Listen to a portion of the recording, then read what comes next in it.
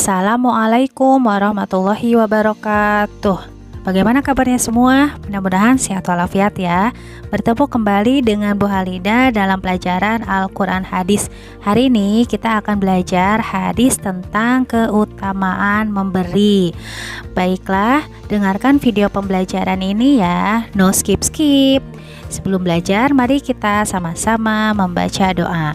Bismillahirrahmanirrahim. Rabbi zidni ilman warzuqni fahman waj'alni minal sholihin. Amin. Nah, teman-teman pernah mendengar tidak orang berkata tangan di atas itu lebih baik daripada tangan di bawah? Ternyata itu bukan kata-kata biasa loh. Ini merupakan hadis Nabi yang patut kita teladani. Nah, Abdullah bin Umar radhiyallahu anhu berkata, yang artinya tangan di atas lebih baik daripada tangan yang di bawah.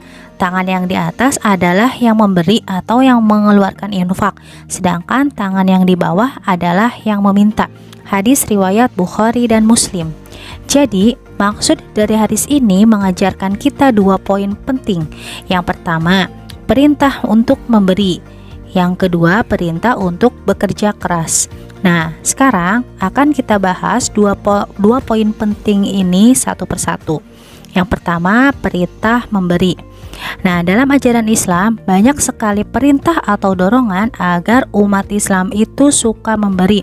Bahkan jika kamu tidak mau dicap pendustakan agama, maka kamu jangan sekali-kali jadi orang yang menyia-nyiakan anak yatim. Dan jangan jadi orang yang tidak mau menyuruh memberi makan orang miskin. Seperti halnya firman Allah Subhanahu wa taala dalam surah Al-Maun ayat 1-3. Nah, lalu apa saja sih keuntungan bagi orang yang suka memberi atau yang suka disebut dermawan? Yang pertama, dekat dengan Allah, dekat dengan surga, dekat dengan manusia, jauh dari neraka. Sebaliknya, orang yang kikir atau pelit atau kebalikan dari dermawan atau orang yang tidak suka memberi itu memiliki banyak kerugian.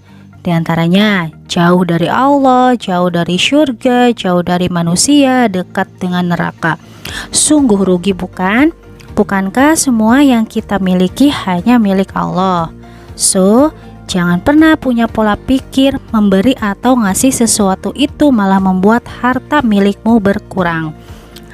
Nah, aku punya permen 2 nih. Kalau aku ngasih temanku 1, permenku malah berkurang, jadi cuma 1. No. Buang pola pikir seperti itu. Karena segala kebaikan akan dibalas oleh Allah Subhanahu wa taala yang Maha Kaya dengan balasan yang berlipat-lipat. Yakini itu. Kalau sebagian manusia ada yang suka PHP kan, tapi kalau Allah no PHP-in kita. Yakin Allah akan membalas segala kebaikan berlipat-lipat. Maka kita akan mulai berlatih, akan mulai membiasakan diri untuk memberi tanpa ragu-ragu. Selain itu, kita juga harus sadar bahwa semua harta yang kita miliki hanya titipan Allah dan di dalamnya ada hak orang lain yang harus diberikan. Maka dari itu, biasakan diri kita untuk memberi kepada orang yang membutuhkan, seperti fakir miskin, yatim piatu, keluarga, atau tetangga yang membutuhkan. Oke, kita lanjut ke poin kedua, perintah untuk bekerja keras. Rasulullah pernah menyampaikan bahwa orang yang mencari kayu itu lebih baik daripada yang meminta-minta. Jadi, sekecil apapun pekerjaan kita kerjakan, selagi itu halal, itu lebih baik daripada meminta-minta. Dengan bekerja keras, Allah akan mencukupkan kehidupan kita, dan apabila kita diberi kelebihan nikmat, kita akan bisa memberikan kebahagiaan di sekitar kita dan bisa memiliki kemampuan untuk memberi lebih pada orang yang membutuhkan.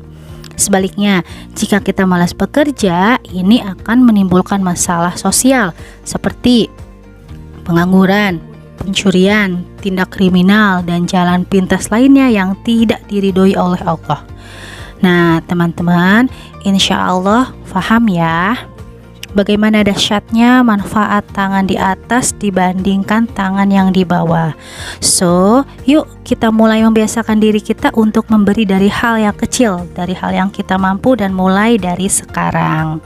Nah, sekarang tugasnya latihan buku paket halaman 39 kegiatan siswa 1 dan halaman 47 penilaian akhir bagian 1 saja. Tugasnya jangan lupa dikerjakan ya, dinilainya pada saat nanti ke sekolah atau pada saat pengumpulan tugas.